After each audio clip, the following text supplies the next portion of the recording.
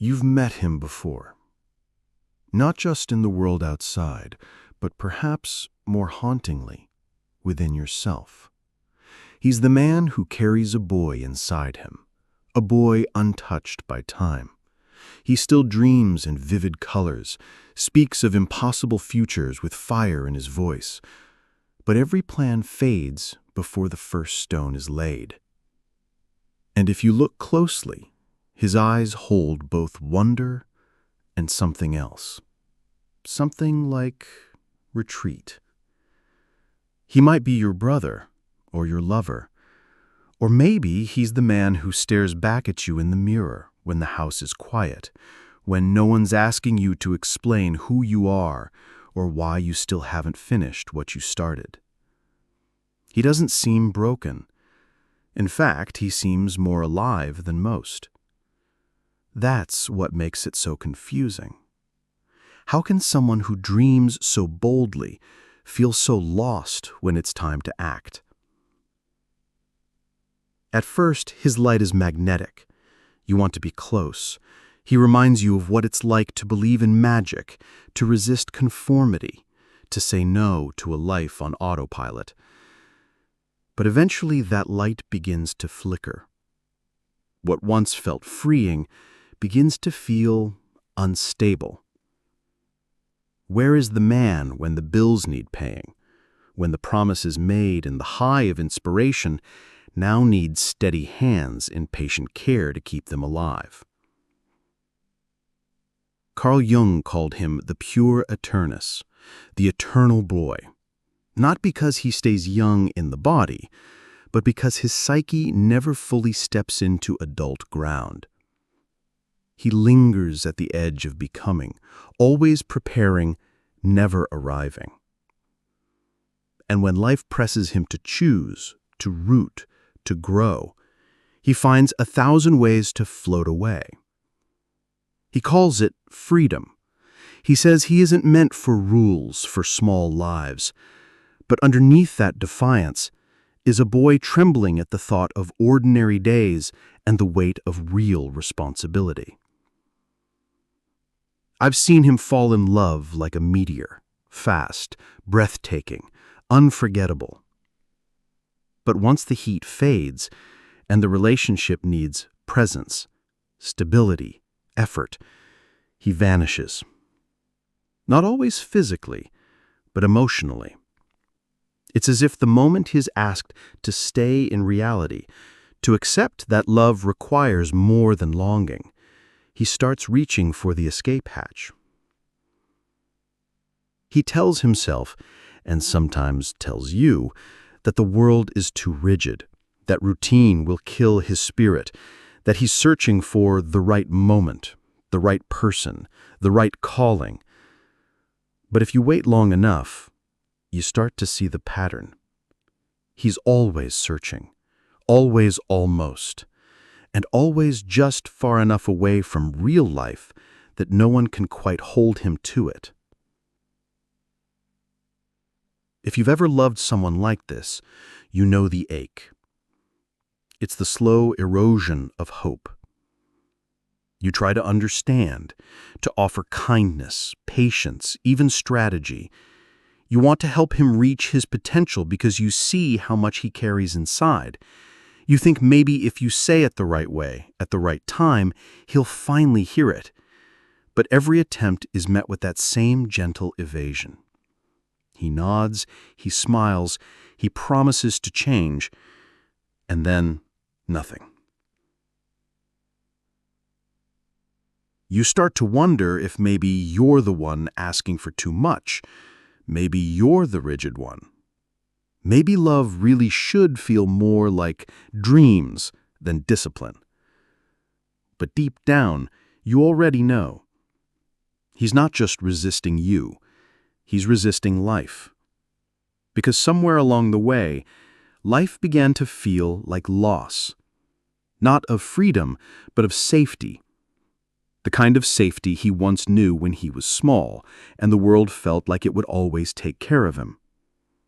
That sense of being held, forgiven, rescued. Jung believed the pure archetype comes from this refusal to leave the symbolic womb.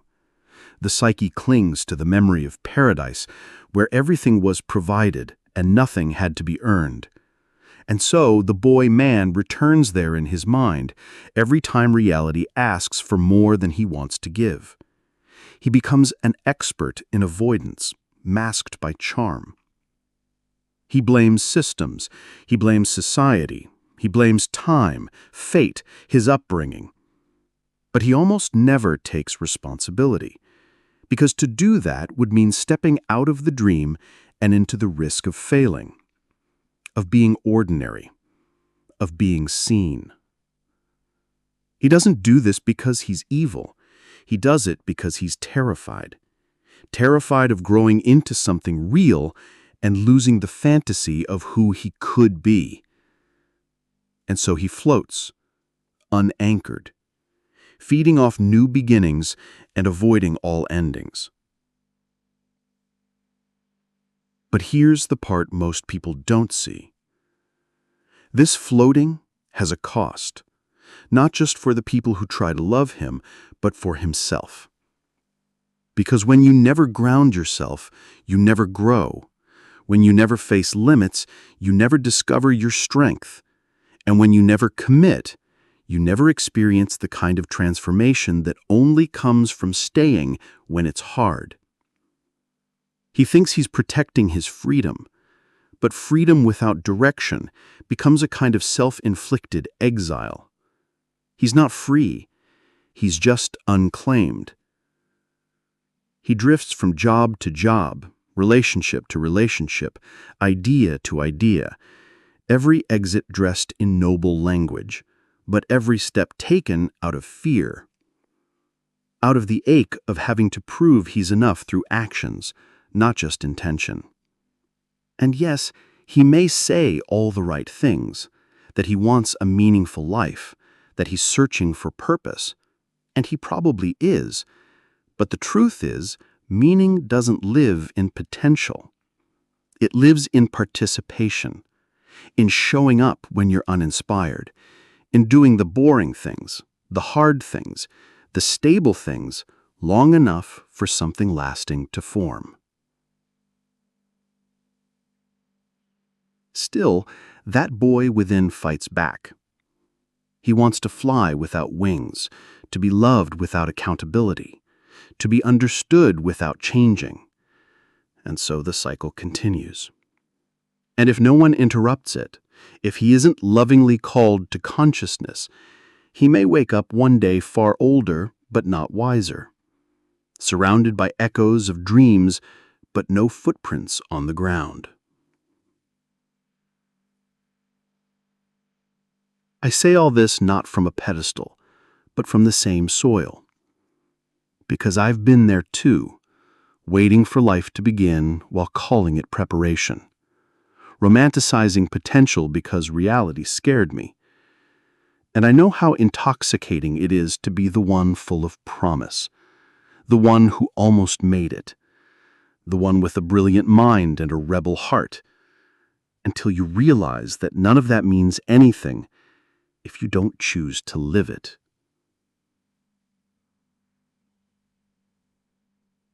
The eternal boy does not need to be killed. He needs to be integrated. But that only happens when the adult within us begins to lead, when we stop letting fear of failure speak louder than the desire to grow, when we realize that our worth isn't in staying young or undefined, but in showing up fully even when the lights are off and no one is clapping.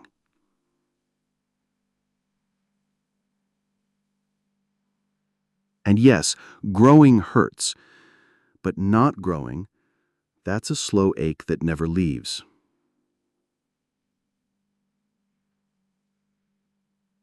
The boy wants to be exceptional, but the man learns that being consistent is the only way to become anything at all. Not just an idea, not just a vision, but something you can touch, something you can trust.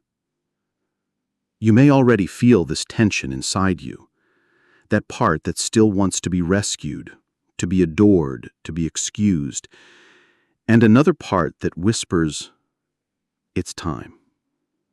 Time to stop hiding behind complexity. Time to stop waiting for the perfect moment. Time to stop rehearsing the life you could live and begin living the life you've got. That's where we begin. Not with blame, not with shame, but with the gentle courage to look honestly. To say, I see this in me. I see this in someone I love.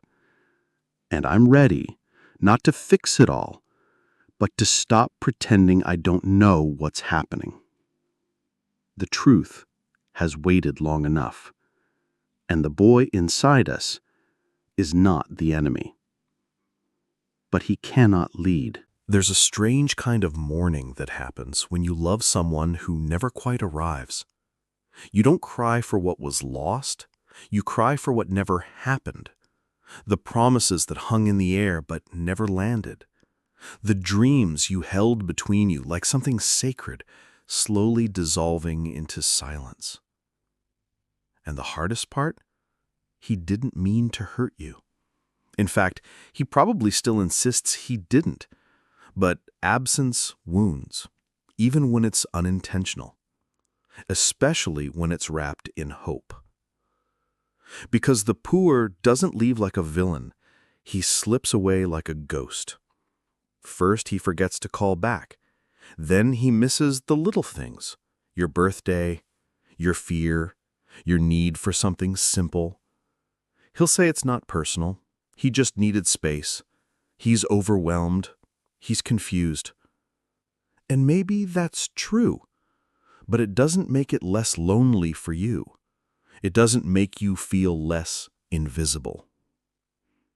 He might still look like the man you love, same laugh, same charm, same poetic way of describing the stars, but something has changed. Where there used to be presence, now there's drift. Where there was once desire, now there's delay.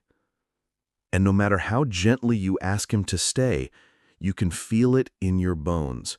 He's already left in spirit. It starts subtly.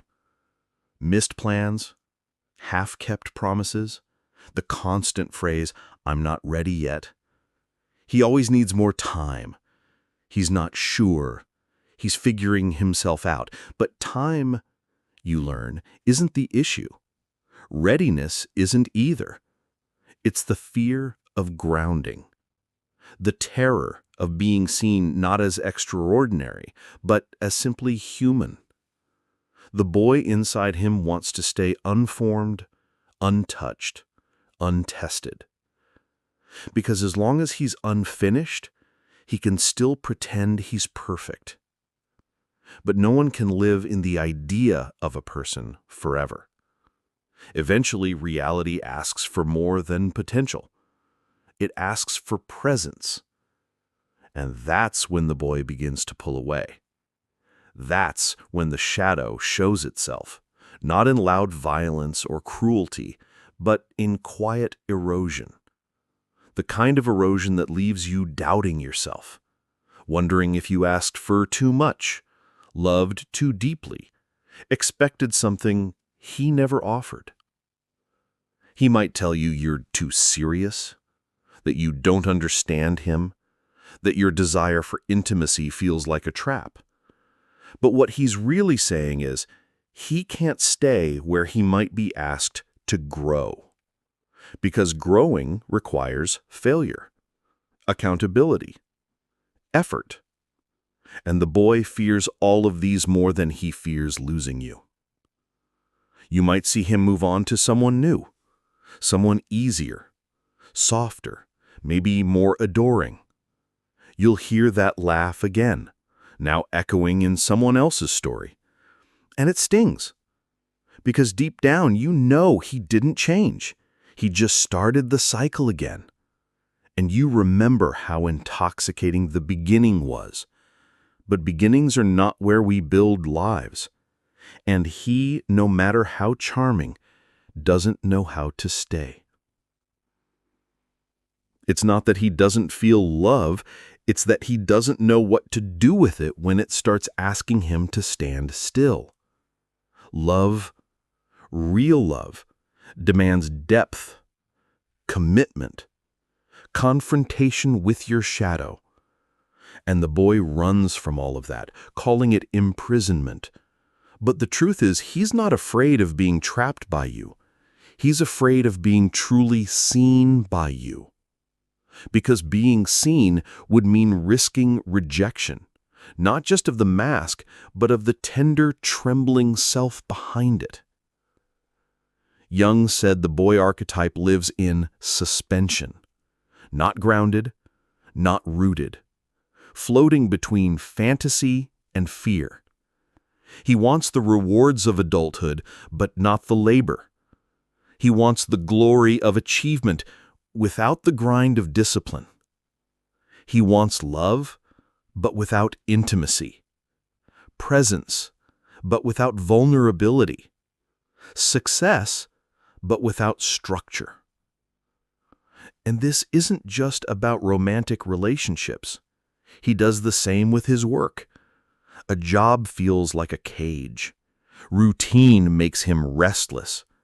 He jumps from idea to idea, fueled by inspiration, but allergic to follow-through. He says he's waiting for the right calling, but every calling demands sacrifice. And the boy is terrified of giving anything up, especially the idea of who he might become one day, if only life would cooperate. But life isn't a stage set for your comfort. It's a wild, living thing that only rewards the ones who stay long enough to sow something real. The poor doesn't know how to sow. He only knows how to spark. And it's easy to fall in love with that spark. Easy to imagine that this time, maybe it will catch fire. But fire without tending burns out fast. And the boy, true to his name, doesn't tend, he moves. He flees. He disappears into poetry, into promises, into thin air. Still, underneath it all, there is something sacred about him. That boy carries a kind of purity, a refusal to be dulled by the world, a hunger for something meaningful. He is the dreamer, the visionary, the one who remembers the magic that most of us forget. But when he refuses to grow, that magic curdles into avoidance, and the boy becomes not a light, but a ghost, a presence you can feel, but never touch. There's something else Jung pointed to, something harder to see, but deeply entangled in the story of the man-child. Behind almost every poor is another figure, quiet, steady, often feminine, the mother. Sometimes literal, sometimes symbolic. She's the one who never forced him to choose, who protected him from the world, but also, perhaps unknowingly, from himself. She might have done everything for him, picked up the pieces, made the excuses, carried the weight he never learned to lift. And in doing so, she prevented him from failing, but also from growing. This mother doesn't always look overbearing. She might look loving, gentle, even selfless. But in her overprotection, she creates a prison of comfort, a home he never truly leaves. And it doesn't stop with mothers. Many women who love the poor find themselves cast in that role. The caretaker, the forgiver, the one who holds the structure while he floats. And at first it feels special, like being chosen, like being the only one who really sees him. But eventually it begins to feel like parenting, like you're holding his world together while yours quietly falls apart. Because he doesn't ask for your strength, but he requires it. And when you finally get tired, when you set down the weight, he doesn't say thank you. He says, you changed. You became cold. You stopped believing in him. He doesn't see the years you spent carrying the vision for both of you. He only sees that you finally stopped trying. And here's the tragedy. He doesn't understand that you didn't want him to be perfect. You just wanted him to show up. Fully, flawed, willing to grow, to stay, to hurt a little if it meant healing together. But he never made it that far, because for him, pain is danger. Growth is threat. And love that demands responsibility feels like betrayal. You start to see the pattern now, the loop he lives in. Inspired beginnings, resistance to structure, fading presence, emotional retreat, and always the story that casts him as misunderstood rather than unavailable. He might call it truth, authenticity, freedom, but it's not freedom if you're running. It's not authenticity if it's just fear in disguise. And it's not love if it leaves others in the dark. But we all have this within us. This part that resists the weight of real life, that wants to be adored without being exposed. There comes a moment when the illusion no longer holds, when the dream of what could be no longer shields you from the truth of what is. You wake up one day, and the freedom you once romanticized feels hollow. The absence of roots no longer feels light. The drifting begins to ache.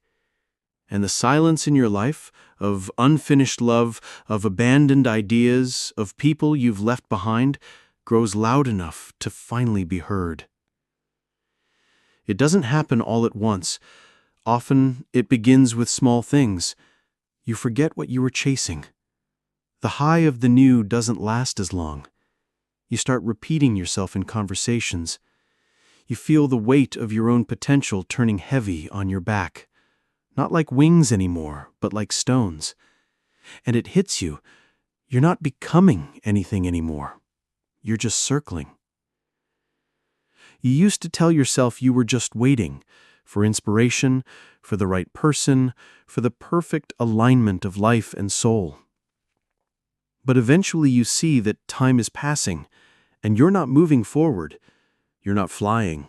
You're floating in place. And floating eventually becomes falling. That's when the pain begins, the real kind. Not the pain of discipline or struggle, but the pain of avoidance, of all the unlived lives inside you knocking louder, demanding to be felt. You realize that being unformed isn't freedom, it's suffocation. You thought you were escaping boredom, but really you were escaping responsibility. You thought you were protecting your light, but in truth, you were afraid to let it shine in an imperfect world. The boy in you begins to crack, not because he's bad, but because he's tired. Tired of running. Tired of watching love leave. Tired of seeing the same patterns replay themselves like echoes in a canyon. There's nothing romantic about avoidance anymore. Just regret. Just the slow realization that nobody's coming to save you from the life you keep refusing to build. This is the breaking point. Jung called it a psychic birth, a painful, slow, necessary death of illusion. And like all births, it comes with labor, with struggle, with a letting go of the womb you once felt safe in. You have to let the mother go. Not just the real one, but the inner one. The one who kept saying, "You're not ready yet. You don't have to decide. You'll be special one day." You mourn her. You mourn the imagined life. You mourn the boy who truly believed he could live in possibilities forever. And then quietly, you bury him. Not in shame, not in anger, but in love. Because that boy carried you far. He helped you survive. He gave you beauty, creativity, wonder. But now, he cannot take you further. Now, it is the man who must rise. And this is where it gets real. Because the man does not live in ideas. He lives in action. He lives in difficult conversations, in early mornings, in paying bills, and showing up and trying again even when the world doesn't notice. He doesn't run from his limitations. He learns to move within them, to choose carefully, and to love deeply, not just when it's poetic, but when it's practical. He shows up for the woman who once carried him, not to be rescued, but to stand beside her, equally. He no longer needs her to be his guide. He needs her to be herself. And he becomes who she waited for, not the fantasy, but the real, present, fallible, human. He starts the work he always said he would do, not because he feels fully ready, but because he's finally willing to try. He finishes things, not because it's easy, but because it matters. He embraces the boring, the ordinary, the repeatable, because he understands now that sacred lives in the steady. He learns to say no, to leave fantasy behind when it keeps him small. He says yes more slowly, but when he does, he means it. And when he falls in love again, this time he stays. Not just with words, with time, with effort, with presence. And strangely, that old hunger, the one that once felt like a void, starts to quiet. Because the more you build your life from presence instead of potential, the more you realize the magic didn't leave. It simply changed shape. It became deeper, softer, quieter. But it's there. In the hands that work, in the home you create, in the eyes of someone who trusts you, not because you promised, but because you showed up. That's the hidden gift, the one the boy never knew to look for. That maturity isn't the death of magic, it's the vessel that holds it. It's the discipline that allows your soul to actually speak, not in dreams, but in reality. And sometimes you'll miss him. That wild boy who once thought he could live on fire alone. But then you'll see what he could not. The view from here. The one that only comes after you've stood your ground. The love that deepens over time. The kind of joy that's quieter, but lasts. The kind of freedom that doesn't come from drifting, but from choosing. You may still hear his voice in you. That whisper of escape, that ache for more, that impatience, that hunger for another beginning, but now you'll meet him differently, with compassion, with clarity, and with a steady hand. You'll say, I see you, but I am not you anymore. And that's when something shifts. The eternal boy doesn't vanish. He bows. He becomes part of your soul, but not the leader of it. He becomes the source of your art, your imagination, your vision. But now he's carried by a wiser heart, by a man who knows how to build with the very hands he once kept idle. This is integration, not exile, not denial, not shame, but union. Jung once said that we do not become enlightened by imagining figures of light, but by making the darkness conscious. This is that work. Not bypassing your fears, but naming them. Not chasing a perfect version of yourself, but becoming someone who can hold what is flawed and sacred in the same breath. You stop seeking the perfect moment. You begin now. You stop asking others to save you. You begin walking your own path. You stop fearing responsibility. You begin using it as a compass. And this isn't a story with a finish line. It's a practice. Every day, in small choices, in the quiet refusal to escape, in the slow, deliberate claiming of your life. So if you're standing at that edge, if part of you is still clinging to the boy, to the story that kept you floating, I invite you to place a hand on your chest and ask gently, what if I stopped waiting? What if I began? Not perfectly, but honestly. Not boldly, but consistently. Because the moment you choose presence over potential, something ancient inside you exhales, something roots, something begins again. And maybe that's all you needed to hear, that it's okay to leave the boy behind, that your softness won't die in the process, that your freedom won't disappear, that the love you're longing for doesn't require you to be exceptional, just real. You don't have to run anymore. You're allowed to grow. And yes, it's going to be hard. But you were made for that too.